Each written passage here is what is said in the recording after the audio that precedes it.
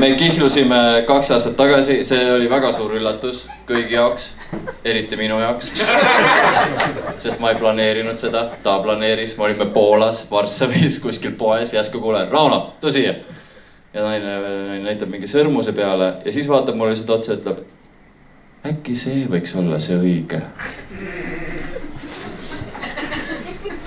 Ja ma lähen lähemale, vaatan sõrmust. Ja siis näen seda Poola hindi, ütlen, davai, absoluutselt võib olla. Võta 2.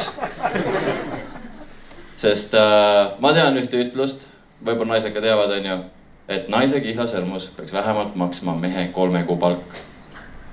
Aga mehed, ma leidsin lifehacki. See ütlus ütle kus kohas.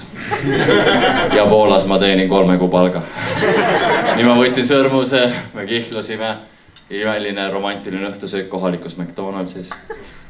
Ma võtsin isegi talle McSunday'ks ja maksis sama palju kui sõrmus.